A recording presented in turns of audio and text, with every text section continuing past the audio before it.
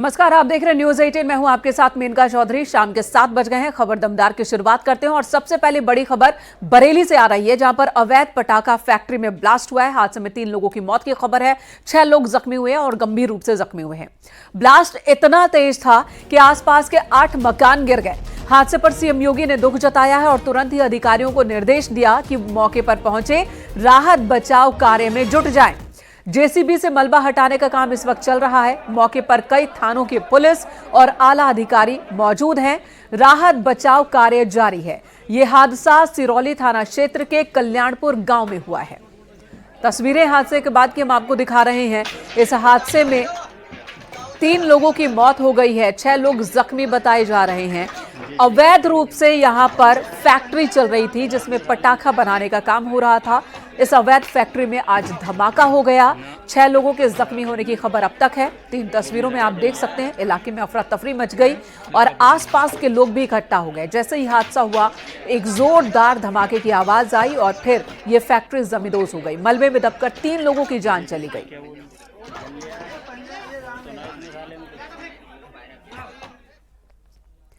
कल झांसी में भी कुछ ऐसा ही हुआ था। वहां पर भी पटाखा फैक्ट्री में धमाका हुआ था। 9 लोग झुलस गए थे और बरेली में पटाखा फैक्ट्री में आज धमाका हुआ। ये 2 तस्वीरें आपके सामने हैं। दीपावली नजदीक आ रही है और उसी के साथ अवैध रूप से पटाखा बनाने का काम भी तेजी से अब बढ़ रहा है एक बार फिर। और यही वजह है कि जहां अवैध रूप से पटाखे बनाए जाते हैं, नियमों का पालन नहीं होता, बारूद स्टोर करके रखा जाता है, गलत तरीके से रखा जाता है और कई बार हादसों का सबब यही लापरवाही बन जाती है। इन 2 तस्वीरों में यही देखने को मिल रहा है, कल झांसी में और आज बरेली में।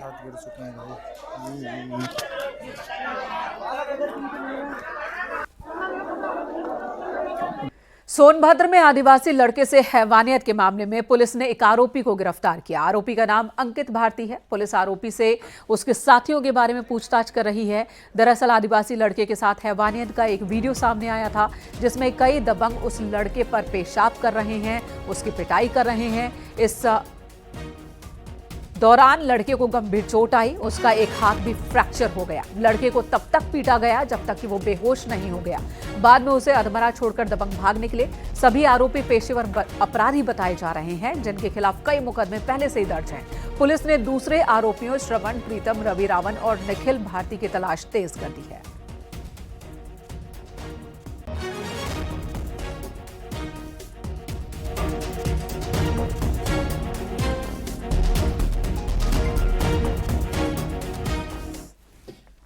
इधर वाराणसी के बाद अब लखनऊ पहुंच गया साईं प्रतिमा को लेकर विवाद। अखिल भारतीय हिंदू महासभा ने मंदिरों से साईं प्रतिमा हटाने का ऐलान किया।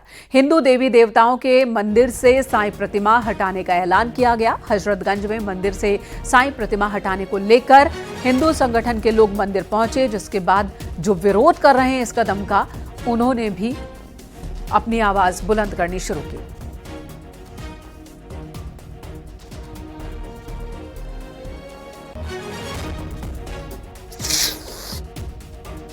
प्रतिमा हटाने का मामला वाराणसी से शुरू हुआ है, राजधानी लखनऊ तक पहुंच चुका है। राजधानी लखनऊ के हजरतगंज इलाके में बने एक मंदिर में साईं प्रतिमा को हटाने के लिए अखिल भारत हिंदू महासभा के लोग पहुंचे हुए हैं। अखिल भारत हिंदू महासभा के प्रवक्ता शिशिर चतुर्वेदी हमारे साथ है। हम इनसे पूछ लेते हैं कि आखिरकार वो ऐसा क्यों कर रहे हैं। शिशिर जी, आखिरकार ये नौबत क्यों आ पाई? यहाँ कई वर्षों से ये साईं की प्रतिमा स्थापित है, इसकी पूजा हो रही है, अब अचानक क्या हो गया? लेकिन ऋषभ जी, ऐसा है कि ये हम करने वाले कोई नहीं है।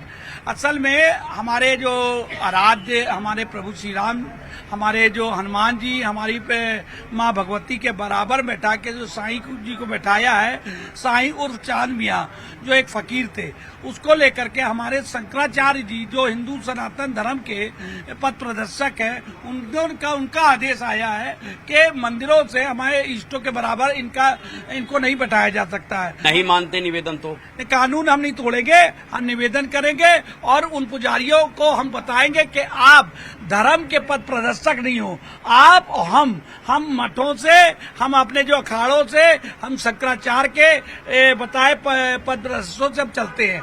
तो एक पुजारी कभी भी शंकराचार्य जी से ऊपर नहीं हो सकता है। तो शंकराचार्य जी का सम्मान, उनकी बात का सम्मान क्रियान्वयन कराएगी हिंदू महासभा।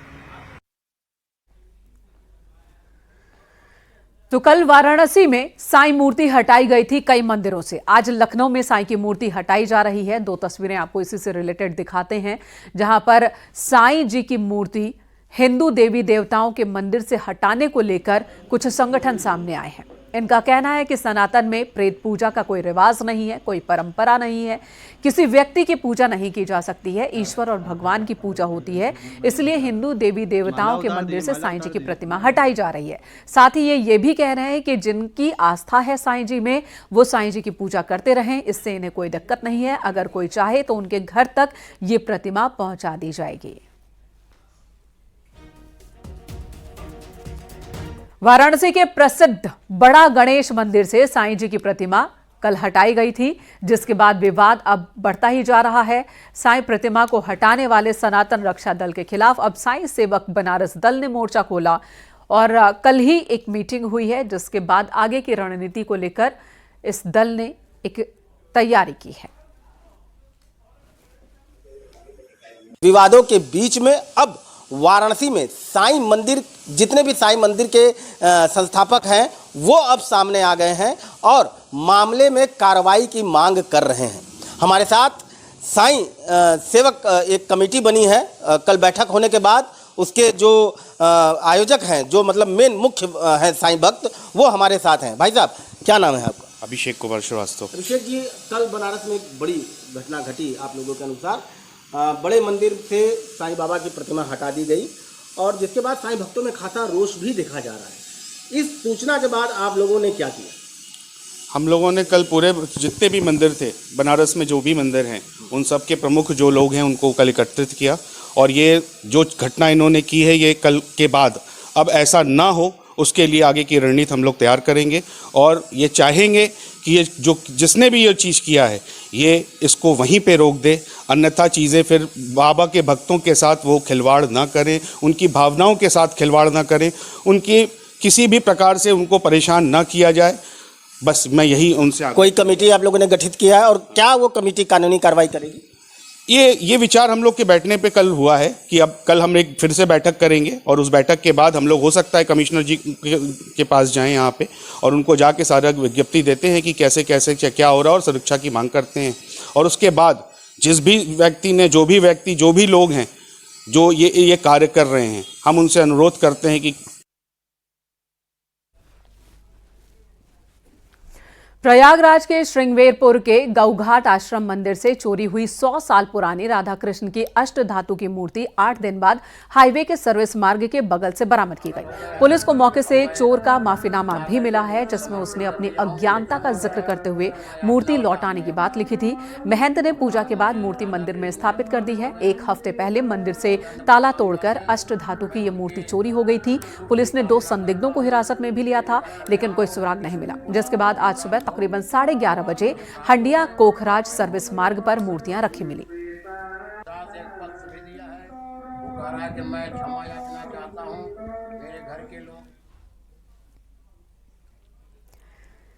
इधर गांधी जयंती के मौके पर सीएम योगी ने लखनऊ में बापू को नमन किया और इसके बाद प्रार्थना सभा में शामिल हुए। इस मौके पर सीएम योगी ने चरखा भी चलाया। गांधी जयंती के मौके पर सफाई अभियान भी चलाया उन्होंने। अभियान में सीएम इस मिशन में शामिल हुए। 3 तस्वीरें आपके सामने हैं। सीएम योगी आदित्यनाथ हाथों में झाड़ू लिए सड़कों पर सफाई करते नजर आए। प्रार्थना सभा में भी शामिल हुए और चरखा काटते नजर आए सीएम योगी आदित्यनाथ। 2 अक्टूबर बापू की जयंती के मौके पर कार्यक्रम का आयोजन किया गया था।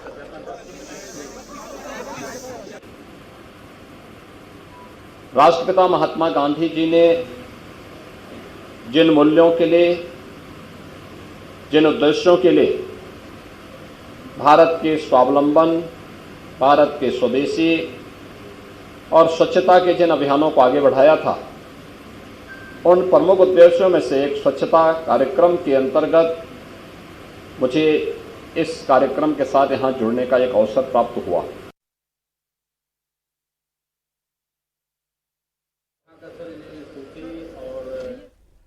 इधर संभल में समाजवादी पार्टी के नेता तनवीर कुरैशी की नौटंकी का एक वीडियो वायरल हो रहा है, जिसमें तनवीर कुरैशी गांधी जी की प्रतिमा के पास वो खड़े नजर आ रहे हैं और ज्ञापन पढ़ रहे हैं।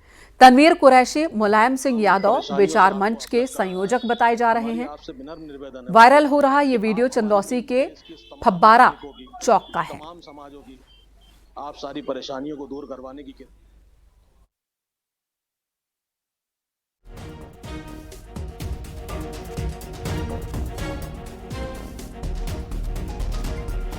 इधर डिप्टी सीएम केशव प्रसाद मौर्य ने एक बार फिर समाजवादी पार्टी पर निशाना साधा। केशव मौर्य ने कहा कि मोईद खान का डीएनए न मैच होने पर समाजवादी पार्टी के नेता खुशी मना रहे हैं, लेकिन उस बेटी का ख्याल किसी को नहीं जिसके साथ घिनौनी करतूत हुई। समाजवादी पार्टी का चरित्र ऐसा ही है।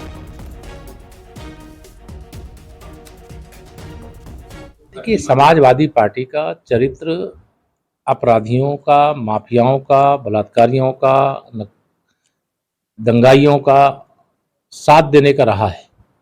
ये कोई उनके लिए खुशी की बात हो सकती है कि डीएनए मैच नहीं हुआ, तो ये खुशी की बात हो सकती है। एक अबोध बालिका के साथ इतना घिनौना कुकृत्य हुआ और उसके बाद उस डीएनए रिपोर्ट में उन्हीं के पार्टी के पदाधिकारी का ड्राइवर या क्या है, मुझे कंफर्म नहीं हूँ, लेकिन किसी न किसी का डीएनए मैच हुआ है। तो इससे समाजवादी पार्टी या उनके नेता अपने को बरी ना समझें। इस प्रकार के अपराध के लिए उनको शर्मिंदा होना चाहिए और जिसने भी यह विभत्स कांड किया है, कोर्ट में मामला है, कोर्ट उसको तय करेगा। इधर गाजीपुर से एसपी सांसद अफजाल अंसारी के विवादित बयान को लेकर लोगों में नाराजगी है। अफजाल के गांजा वाले बयान के बाद से साधु संत तो नाराज हैं ही, इसी के साथ सियासी गलियारे में भी हलचल मच गई। कृष्णानंद राय के भतीजे आनंद राय ने सीएम योगी आदित्यनाथ से अफजाल को तत्काल गिरफ्तार करवाने की मांग की। आनंद राय ने अफजाल अंसारी के विवादित बयान से हिंदू समाज की भावनाओं को गहरी चोट पहुंचने की बात कही। आनंद राय ने जिला प्रशासन से भी कार्रवाई की मांग की है और कार्रवाई न होने की सूरत में आंदोलन की बात कही है। ये लोग हिंदू विरोधी लोग हैं और शुरू से ही हिंदुओं का पतन करके अपनी राजनीति की है। आप लोग को संज्ञान में होगा कि समाजवादी पार्टी की सरकार में कम से कम 40 से 45 हिंदुओं की हत्या केवल मोहम्मदाबाद में, उसी लाशों की राजनीति करके ये अब तक राजनीति में सफल हुए हैं। इनके ऊपर मुकदमा दर्ज हो गया है और मैंने मुख्यमंत्री जी से और समय लिया है। जब मुझे समय मिल जाएगा तो मैं इनकी गिरफ्तारी के लिए और इनकी सदस्यता के लिए मैंने ओम बिरला जी से भी समय लिया और जैसे ही समय मिल जाएगा मैं ज्ञापन देकर इनकी सदस्यता समाप्त करने के लिए बात करूंगा। दिल्ली में पूर्व सांसद मलूक नागर को संपदा निदेशालय ने बेदखली का नोटिस जारी किया। लोकसभा का चुनाव हारने के बाद भी मलूक नागर ने दिल्ली के अशोका रोड के बंगला नंबर 42 पर कब्जा बरकरार रखा है, जहां न सिर्फ उनकी कई लग्जरी गाड़ियां खड़ी हैं बल्कि उनका स्टाफ और नजदीकी लोग भी इसी बंगले में रहते हैं। आरोप है कि मलूक नागर प्राइवेट गाड़ियों को उन्होंने पुलिस एस्कॉर्ट बना दिया है। साथ ही संपदा निदेशालय के नोटिस को भी दरकिनार कर रहे हैं, कोई जवाब नहीं दे रहे।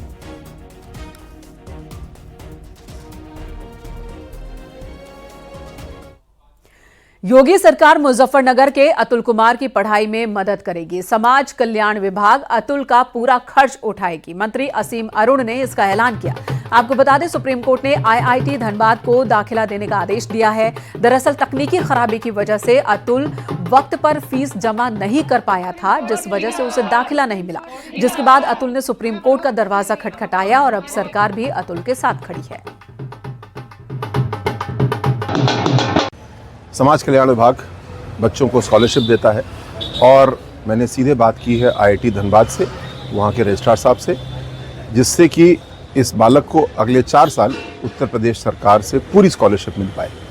इस प्रकरण से एक कमी ये भी उजागर हुई है कि जो उत्तर प्रदेश के बाहर के प्रतिष्ठित संस्थान हैं, उनमें से कई अभी उत्तर प्रदेश के पोर्टल पर जुड़े नहीं थे और आईआईटी धनबाद और ऐसे सभी आईआईटी और सभी जो प्रतिष्ठित संस्थान हैं उनको समाज कल्याण विभाग स्वयं बातचीत करेगा, रीच आउट करेगा और उनको अपने प्रणाली में जोड़ेगा ताकि अतुल जैसे बच्चे किसी भी प्रकार वंचित ना रहें।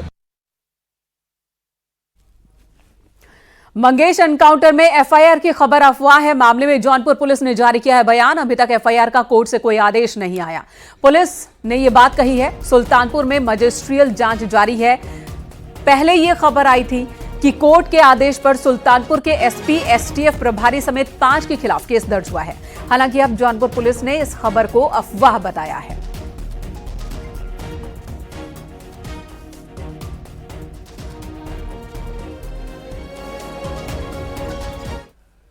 लखीमपुर खीरी से खबर, जहां ट्यूशन पढ़ाने आए टीचर ने घिनौनी हरकत की है। टीचर ने 4 साल की बच्ची के साथ छेड़खानी की। टीचर की करतूत घर में लगे सीसीटीवी कैमरे में रिकॉर्ड हुई।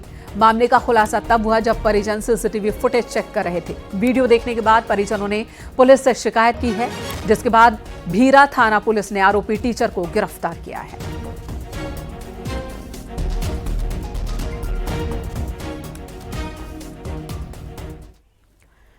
इधर रामपुर में 2 चोरों को तालिबानी सजा दी गई। रस्सी से हाथ पैर बांधकर भीड़ ने बुरी तरह से पिटाई की। जमीन पर गिराकर उसे पीटा गया। पिटाई का यह वीडियो सोशल मीडिया पर वायरल है। वायरल वीडियो कोतवाली मिलक क्षेत्र का बताया जा रहा है।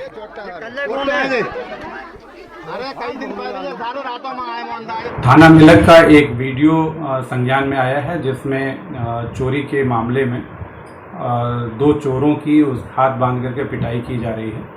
इस पूरे प्रकरण का संज्ञान ले लिया गया है। सीओ मिलक इसकी विस्तृत जांच कर रहे हैं। शीघ्र जांच पूर्ण करके जांच के तथ्यों के आधार पर अग्रिम कार्रवाई की जाएगी।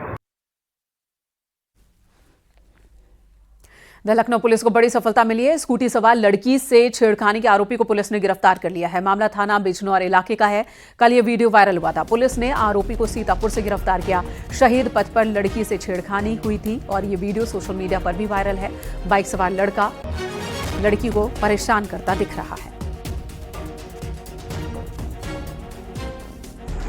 सोशल मीडिया पर वायरल एक वीडियो के आधार पर 1/10/2024 को पीएस बिजनौर में अभियोग पंजीकृत कर लिया गया है और सीसीटीवी फुटेज के आधार पर अभियुक्त की पहचान कर ली गई है। उसके गिरफ्तारी के लिए 2 टीमें बना दी गई हैं। अभी अभियुक्त को सीतापुर से गिरफ्तार कर लिया गया है। शेष अग्रिम विधिक कार्रवाई की जा रही है।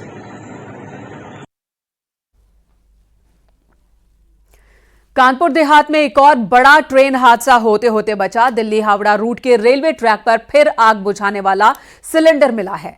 अंबियापुर रेलवे ट्रैक पर गुजर रही मालगाड़ी के सामने अग्निशमन गैस सिलेंडर पड़ा था, जिसके बाद इमरजेंसी ब्रेक लगाकर लोको पायलट ने मालगाड़ी को रोका और इसकी सूचना अधिकारियों को दी।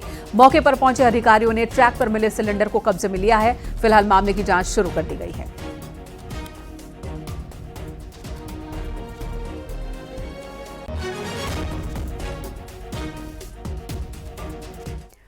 अमेठी में घर में घुसे चोर को गांव वालों ने पकड़ा। बिजली के खंभे से बांधकर आरोपी की पिटाई की गई। पिटाई का यह वीडियो सोशल मीडिया पर वायरल है। न्यूज 18 वायरल वीडियो की पुष्टि नहीं करता। मौके पर पहुंची पुलिस ने आरोपी को ग्रामीणों से बचाया। आरोपी की पहचान सातनपुरवा गांव के रहने वाले मेहताब के तौर पर हुई है। वायरल हो रहा ये वीडियो शिव रतनगंज थाना क्षेत्र के तिवारीपुर गांव का बताया जा रहा है।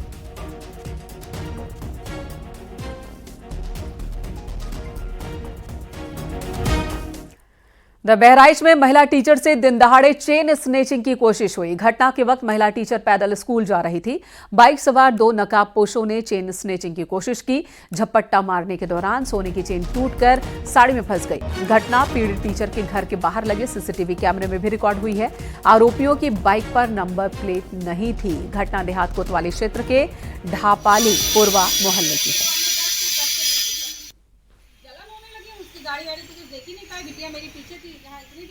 और हम वहाँ स्कूल गए 2 अक्टूबर तक, तो कुछ चाबी और वो क्योंकि ट्रेनिंग लगी थी तो चाबी हम निकाल के कल रख दिए, तो वो रखना इसमें भूल गए। बच्चों का सामान बांटने वाला अलमारी में था। हम स्कूल गए तो जब वहाँ होके फिर हमें लगा कुछ नहीं है हमारे पास, तो हम वहाँ से तुरंत वापस आए। बच्चे को फ़ोन किया कि बेटा मेरा मोबाइल और चाबी लेके पहुँचो।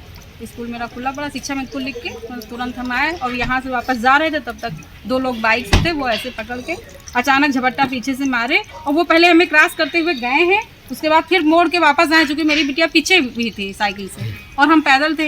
यहीं पे ये घटना हुई है। इधर बागपत में हिट एंड रन केस सामने आया, जहां कार ने बाइक सवार को टक्कर मारी और फरार हो गई। घटना दिल्ली सहारनपुर हाईवे पर लगे सीसीटीवी कैमरे में रिकॉर्ड हुई है। आनन फानन में घायल को अस्पताल पहुंचाया गया। कार की टक्कर के बाद बाइक सवार दूर जा गिरा। वीडियो में आप देख सकते हैं बाइक सवार जो सड़क क्रॉस कर रहा था, तभी एक गाड़ी आती है, उसे टक्कर मारकर फरार हो जाती है। यहाँ कई सारे लोग मौजूद हैं, उनकी मौजूदगी में यह हादसा हुआ है और कार सवार फरार हो गए इस हादसे के बाद।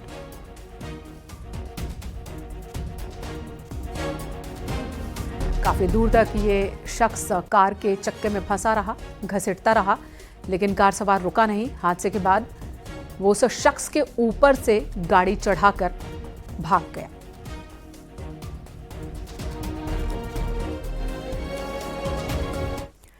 उधर कानपुर में एक लड़की को किडनैप कर गैंगरेप का मामला सामने आया। आरोपी लड़की को बदहवास स्थिति में घर पर छोड़कर वो फरार हो गए। 5 लड़कों पर आरोप है गैंगरेप का। पीड़िता 2 दिन पहले सोते हुए घर की छत से लापता हो गई थी।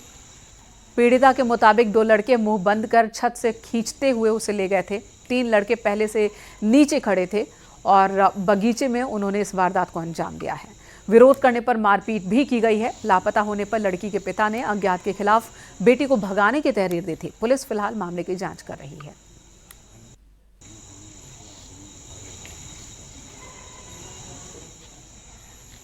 थाना साल पर आकर इस आशय की तहरीर दी कि उनकी बेटी दिनांक 29 की रात में छत पर सोई हुई थी, जिसे गांव के 2 व्यक्तियों ने छत से नीचे उतार दिया। उन दोनों व्यक्तियों को पीड़िता अच्छी तरह से पहचानती है और गांव के पीछे बाग में ले जाकर के इन दोनों व्यक्तियों ने उसके साथ दुष्कृत्य किया है और पीड़िता का मेडिकल कराया जा रहा है। FIR पंजीकृत कर लिया गया है। शीघ्र ही आरोपियों को गिरफ्तार कर लिया जाएगा। अन्य आवश्यक विधिक कार्रवाई की जा रही है। कौशाम्बी में कोचिंग टीचर की शर्मनाक करतूत सामने आई। आरोप है कि छात्रा को प्रेम जाल में फंसाकर अश्लील वीडियो बनाया। रिश्ता तय होने पर आरोपी टीचर ओम प्रकाश ने वीडियो पीड़िता के मंगेतर को भेज दिया, जिससे रिश्ता टूट गया। बाद में आरोपी टीचर ने अश्लील वीडियो के बदले पीड़िता के पिता से 10 लाख रुपए की डिमांड की है, साथ ही एसिड अटैक की धमकी भी दी। आरोपी टीचर गांव का ही रहने वाला है। कई साल से छात्रा को उसके घर पर कोचिंग वो पढ़ाता था। पीड़ित छात्रा के पिता ने आरोपी टीचर के खिलाफ पुलिस में शिकायत दर्ज कराई है। देखिए, थाना सैनी क्षेत्रांतर्गत चौकी सिरातू क्षेत्र में ऐसी एक सूचना प्राप्त हुई है। इस प्रकार का संज्ञान लेकर के इसकी गहनतापूर्वक जांच की जा रही है। जो इसमें तथ्य प्रकाश में आएंगे उसी आधार पर जो विधिक कार्रवाई है वो की जाएगी।